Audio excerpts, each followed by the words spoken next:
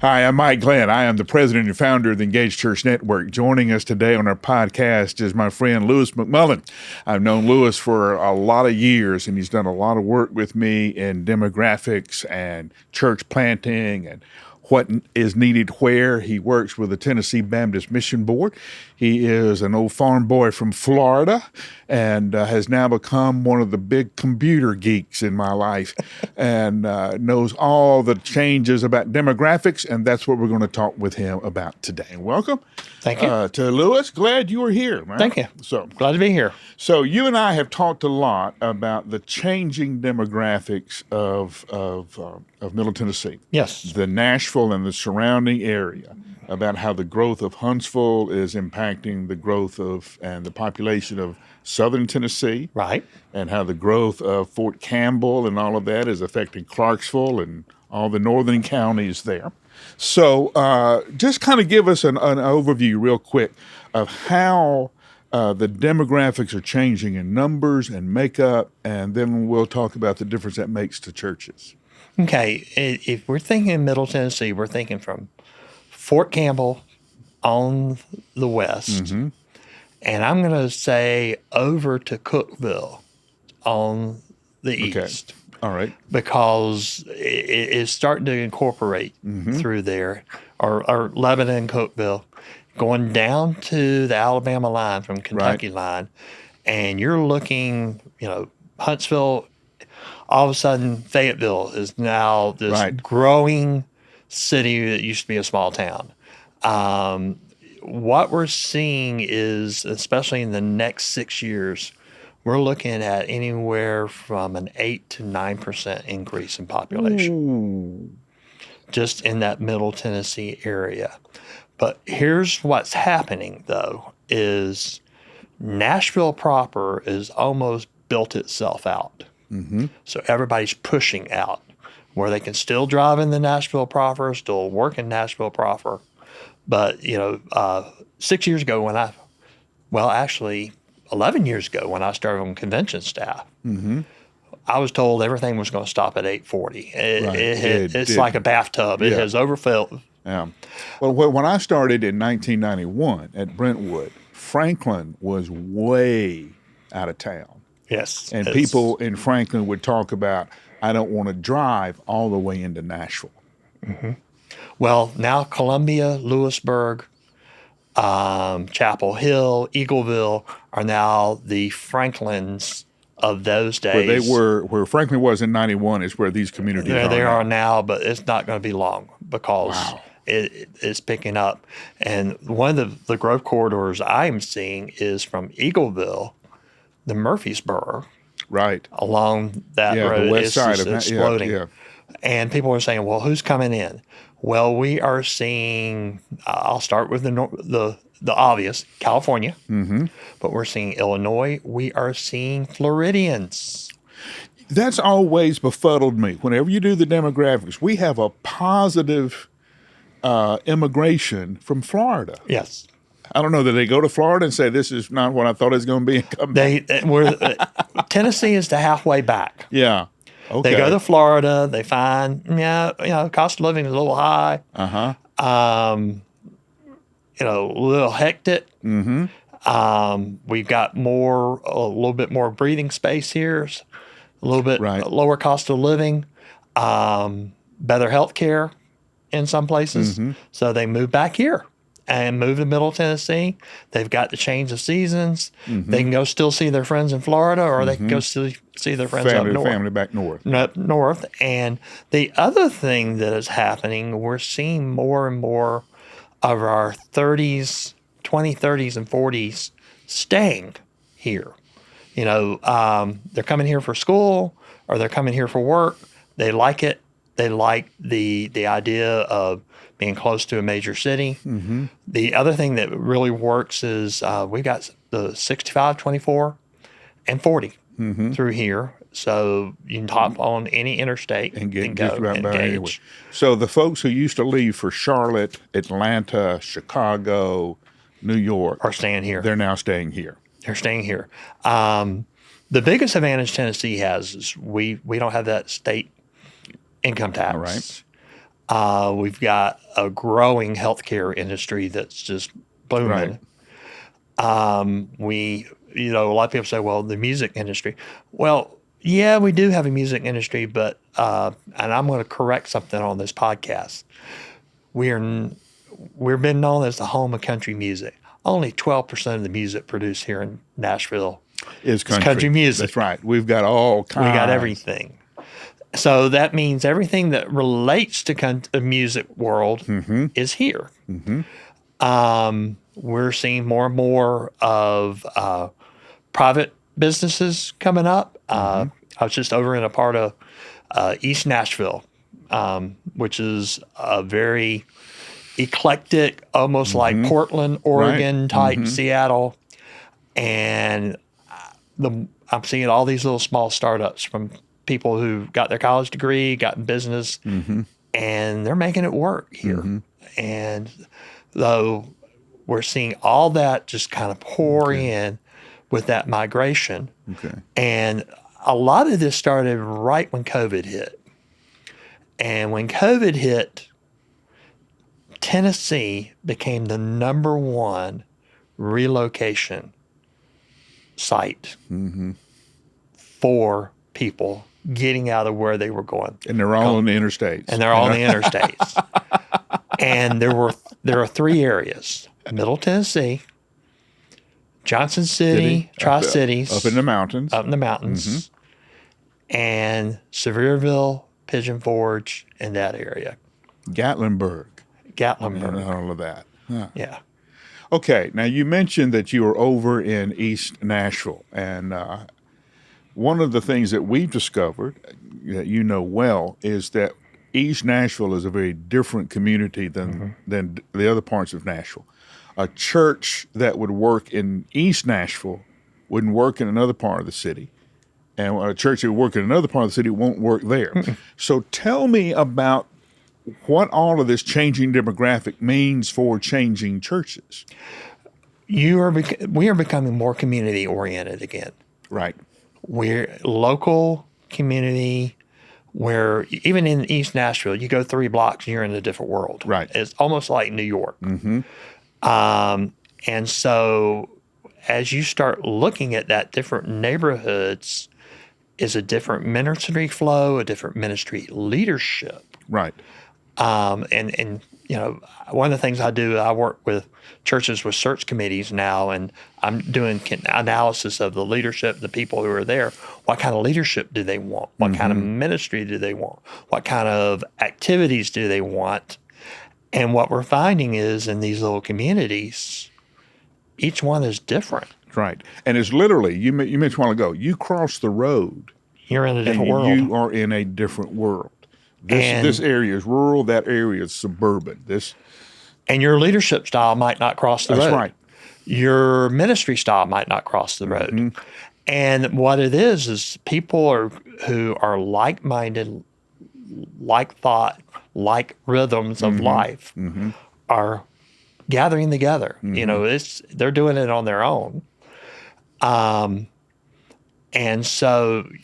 And this is not about race. No, I mean, it's about common interest, common jobs. It's lifestyle. Lifestyles. Very much so. Yeah. And one thing that people don't understand, you might look alike, you might sound alike. Be different. But your leadership reactions, your ministry are going to be totally different. I've told people I'm 62. I don't think I could pastor a church in East Nashville because I don't fit the profile of the people there anymore. I understand it as a guy who does demographic research, who missiology and those type of things, but it's just not who I am. Right. And I think that's one thing that churches need to look at, and church leaders need to look at, that if people aren't coming to your church, it's not necessarily you're bad, you just don't fit no more. Well, that's the thing. Baskin-Robbins has 31 flavors of ice cream for a reason. And you have to decide what flavor your community is, and can you as a church match that flavor? Well, I'll take it one step. Is it ice cream, or are you going to be custard? Yeah. Is it Yogurt. yogurt? Is it coffee? Is it espresso? What is that? The paradox of choice. Yes. Well, we actually have so many choices now in every part of our life, and for church, it's the same way. Yeah. Yeah. And we had that old Mike. You probably remember the old worship wars. Yeah. Everybody said, well, if we did this type of worship review, that's Over. out the door now. Over. It's very much over. It is who is in your context. What are their thought processes? What are their interests? How do they work? How they react? Mm-hmm. Your leadership, your ministry styles, even your personnel, if you're getting them for your church, has to fit that context. Right. And this is the kind of discussion we used to have, Lewis, around missionaries. Okay, well, you got to be a missionary. Yeah, today. right. Yeah, okay. That's my point. It used to be, does this person have the personality to adapt to this culture change, to fit in with this culture change? Is there anything about you as a person or your story that will be offensive to the culture where we're trying to send you? This was what my point is. This is not anything new. No, but it's now come home. The context where we're applying this is very new. But we've been doing this for generations on the mission field. Now we are the mission field. And we're slow to adapt. Yes. We're slow to adapt. Churches that look for leadership don't look at it like, well, we're trying to find a leader who fits us. Mm-hmm. Is it a leader who fits us, or a leader context? The context, and can help lead that group to minister to that context. Mm-hmm. That's where I come in sometimes with new churches and say, you don't fit this context. There's nothing wrong with you. There are still people in this context you can reach.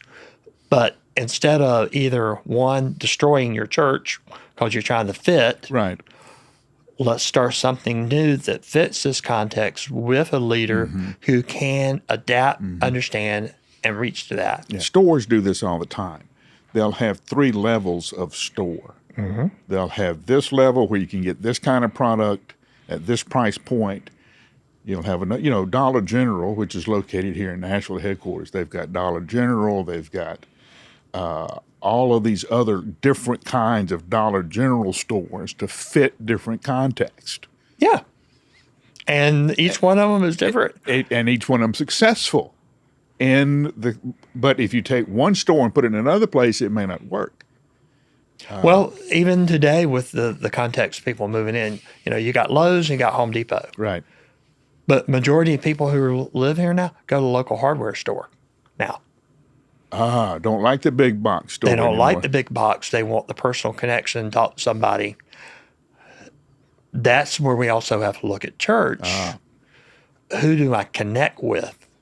And that's the other. If you don't have anyone in that context that they've connected, that are like the ones they connected with in the community, they're not going to come. They're not going to connect with you. There's nobody like me there. Yeah.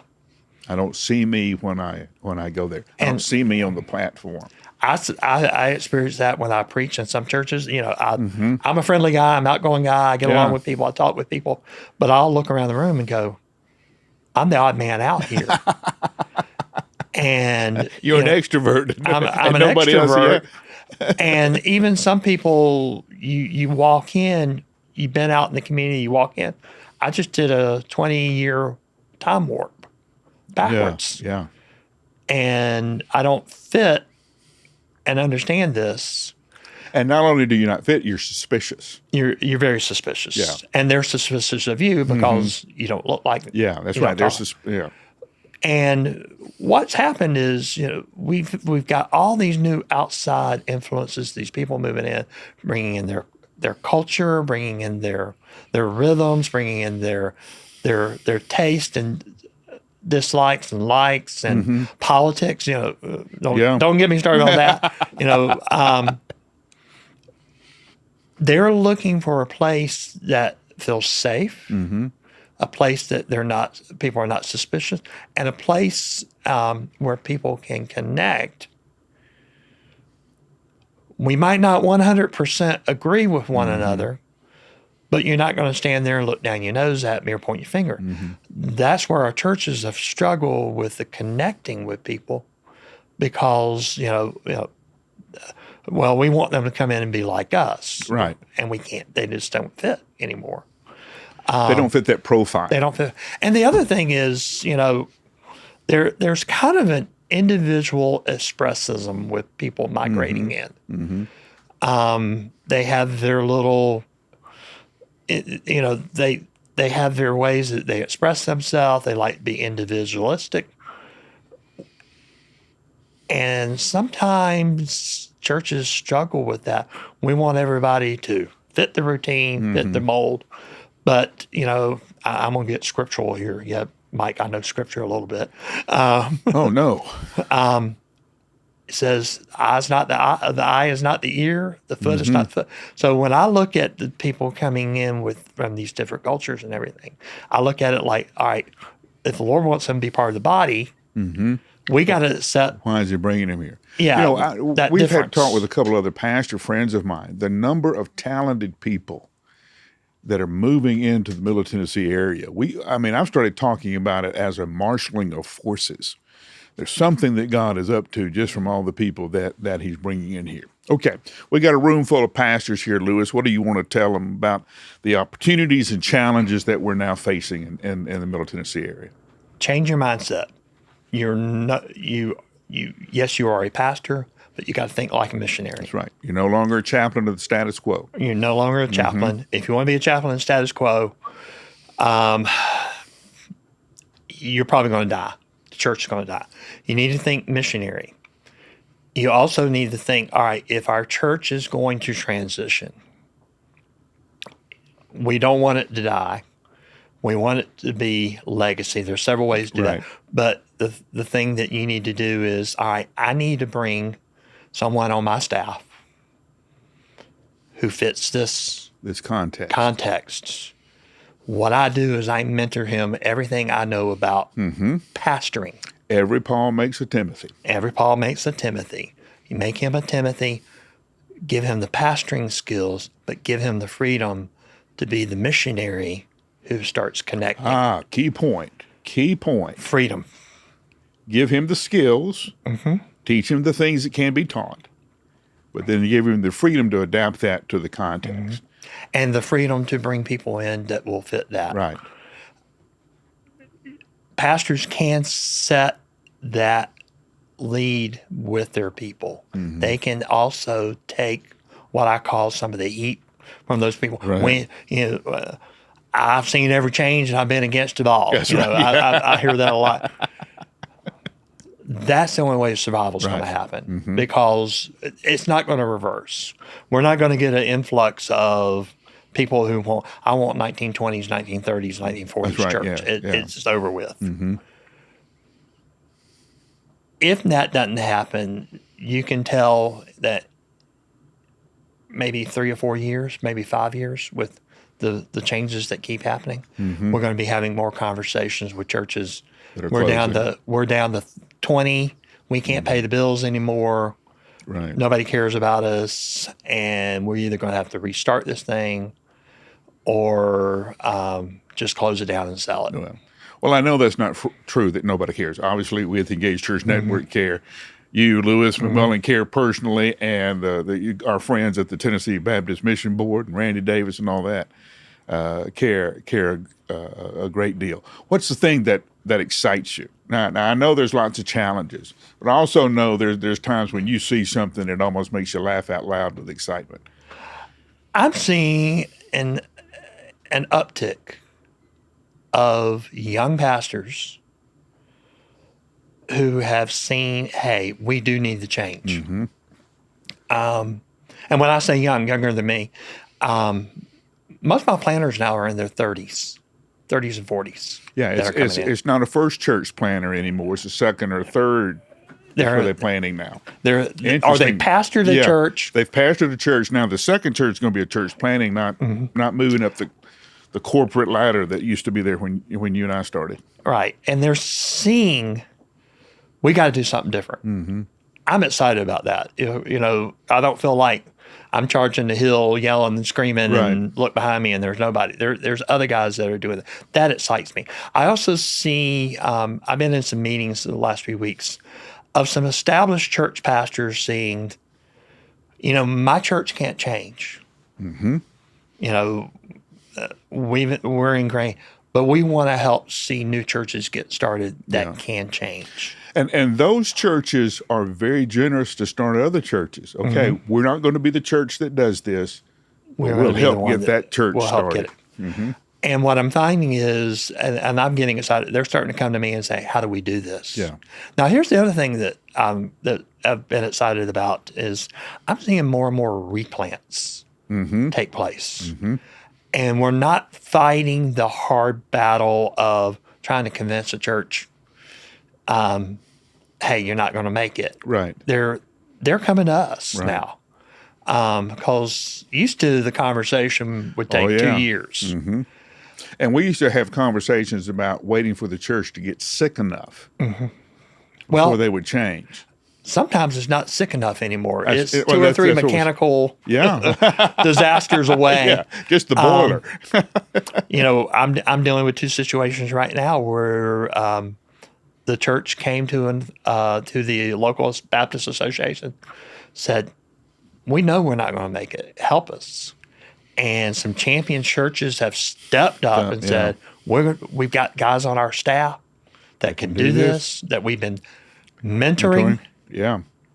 And so I'm working in those situations and just kind of seeing, hey, we're not losing ground.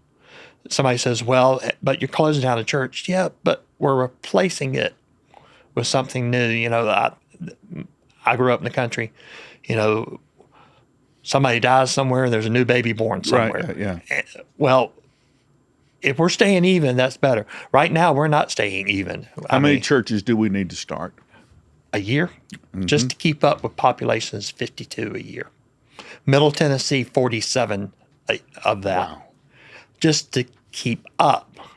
If we wanted to exceed 75 to 100 a year. So 1 to 2 a week. 1 to 2 a week.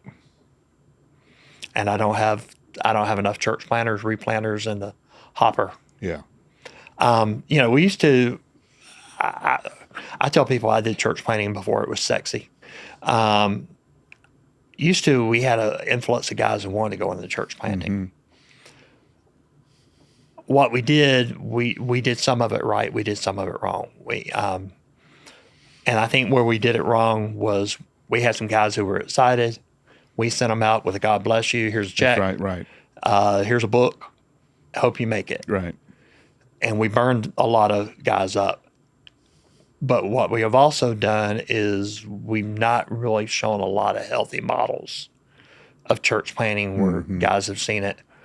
Or the guys who are wanting to plant today are struggling with, all right, but I want to make 50 and 60 and 70 and 80,000 in my new church plant. Yeah. Well, the day of one church doing a church plant like that is very rare because I could probably count on one hand right now churches in Nashville that could do a church plant by themselves. So we're kind of tell them you've got to be entrepreneurial. You got to be tent maker like Paul. That's right. You may be a co-pastor, a co-vocational pastor for a while. And you need to have the guy who's going to plant your next church going with you, which is, you know, I did that when I lived in Arizona. I had that guy, had that Timothy with me. And so we've not done that. And I think one of the reasons that I think we have a shortage of even planters or pastors or replanters, somehow we have quit giving the call to ministry in our churches to say, hey, maybe God's calling you to the minister. I think we've lost that. You know, I remember when you were at Brentwood, you had a slew of guys. Yeah. In the I call it the bullpen. Yes, right. That's we don't have a lot of that anymore, and that's the one thing that really depresses me.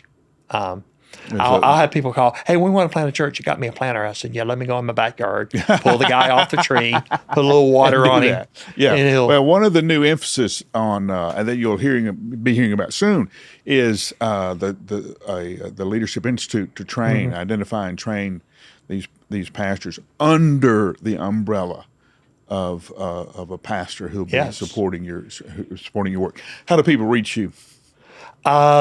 Easiest way is text my phone number. Okay. 615-815-5095.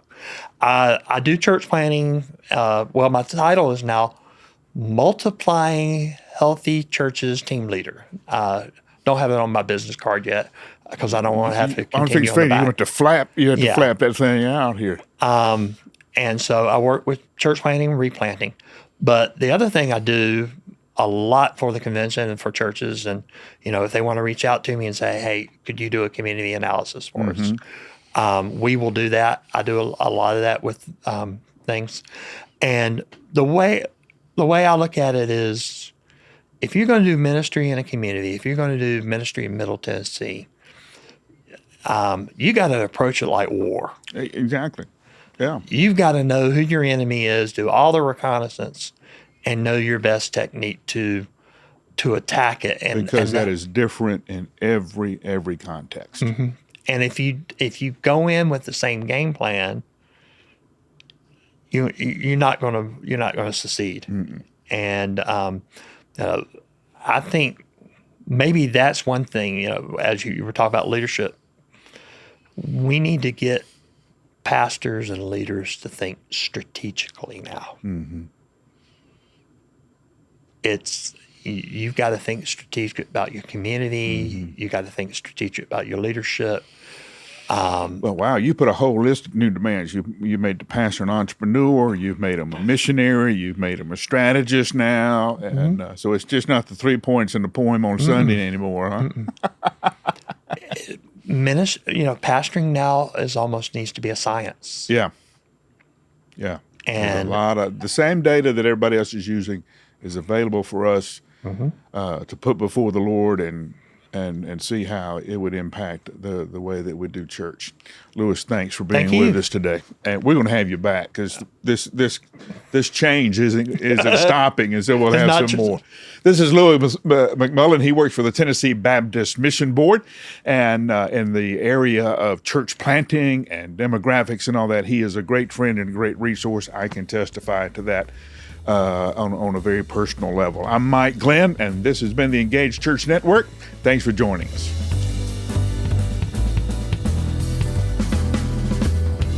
Thanks for tuning in to the Engaged Church Network podcast.